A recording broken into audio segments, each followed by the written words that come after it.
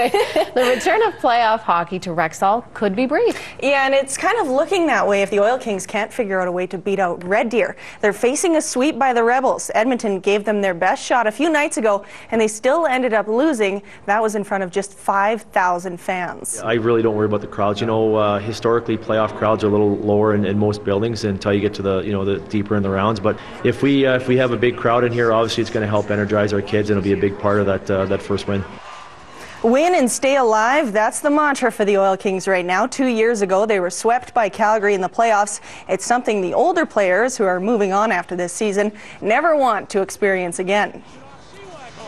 I don't want it to be my last game. I want to keep on going. I want to take it into Saturday, and it is a matter of fact that it is a do-or-die game, and if we lose, then that's it. So I think the only way to take it is as a motivational game. Until they tell us we can't come to the rink and play anymore, we're going to be ready to go. And these kids, that's just the way they're wired right now. And that's what we're looking at. Game 4 is tomorrow at Rexall.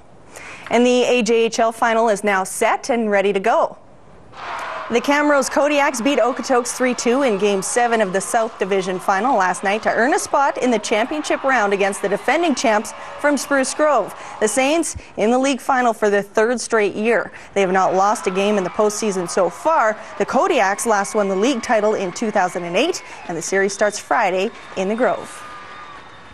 Over to the NHL, the Calgary Flames hosted the Anaheim Ducks tonight in a must-win if the Flames want to see the playoffs. But the Ducks have won all 3 of the season meetings so far. 1-0 Flames. Ducks with the man advantage. Bobby Ryan behind the net goes for the wraparound, and it works. It's 1-0. Flames penalties get them into some more trouble. Corey Perry snipes from the point on the man advantage, and the Ducks lead 2-1. Second period, this could be the turning point. Flames think they get one, but it needs video review after minutes of discussion. The refs rule it.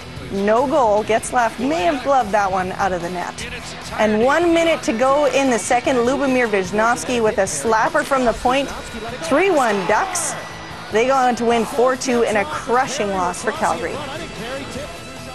Montreal and Carolina Hurricanes still a few points out of a playoff spot and desperately needing a win. Cam Ward sharp off the hop with 2 big saves. Still in the first, Hurricanes throwing the body around, and Jeff Skinner picks up the puck to open the scoring. Bad news for the Habs. He's not done. Skinner in all alone, and he backhands it past Carey Price. 2-0 Carolina. Second period, Mike Camilleri with some fancy stick work in here. Canadians are on the board. Jamie McBain wastes no time in regaining that lead. Hurricanes back up by 2. Third period now 4-1 Hurricanes. Price is out. Auld is in. Canadians power play sets up PK Subban.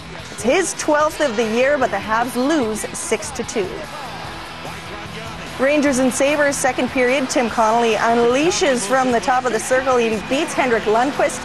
1-0 Sabres. That lead holds up. Now dying seconds of the game. Rangers have the extra man, but they can't beat Jonas Enroth. Much emotion for the Eastern Conference 7th and 8th place teams. It's a 1-0 final.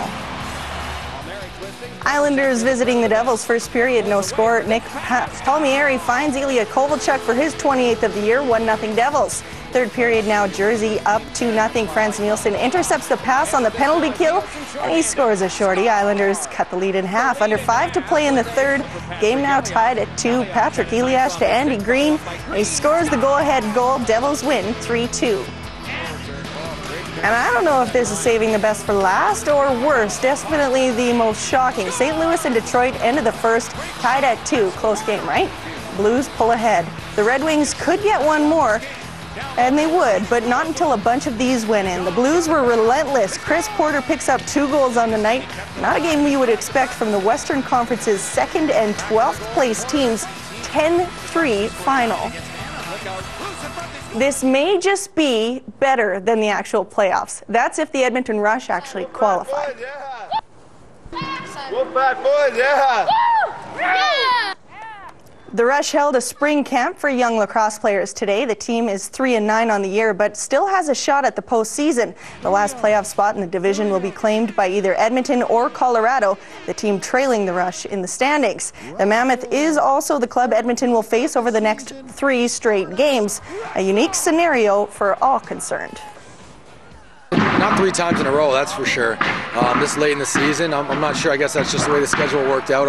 It's gonna be a war because we're both backed into a wall, backed into a corner, and we're gonna come out winning, or our season's over, right? So I mean, it's gonna be high intensity. It's gonna be physical. It's gonna be pretty chippy, I feel, just because guys are gonna be. The Rush and Colorado meet for the first time this season on Friday at Rexall. The Golden Bears football program has a new man in charge. The news comes just days after Jerry Friesen made his surprising announcement that he would resign following a 10-year stint with the program. Jeff Stead has accepted the position on an interim basis. He'll be running the team for the 2011 season. The program will then undergo a full head coach search after the campaign. Stead, an Okotoks native, spent the last 3 seasons as the assistant head coach, offensive coordinator, and QB coach. Spring camp begins April 28th. And hundreds of players representing 39 countries have begun global warfare on the pitch in the Mini World Cup, one of the biggest indoor soccer tournaments in Canada. The tournament runs for 2 weeks at the South Soccer Centre with 4 different divisions, including men's, women's, legends, and vintage. The next time you can see Canada play is Friday night. During the 1980s, the Oilers and Eskimos were winning multiple championships. Edmonton became known as the City of Champions, but the mayor of Fredericton, New Brunswick, says Edmonton doesn't own that title anymore. I think the mayor of Edmonton, Alberta, got the message that they were claiming to be the City of Champions. Well, that was at some time, but it's certainly not now. Fredericton, New Brunswick is the City of Champions. The mayor made those comments at a rally for the University of New Brunswick Varsity Reds, who won their 3rd national CIS hockey title in 5 years over the weekend. The Reds were joined by 3 other Fredericton teams, all celebrating championships.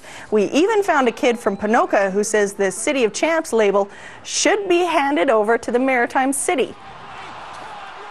I think even the Oilers fans of Edmonton probably wouldn't mind if we borrow that one for a while. I think it'll be a few years anyway before they get back to the prominence that they had when I think they first started calling themselves the City of Champions. Calgary fan?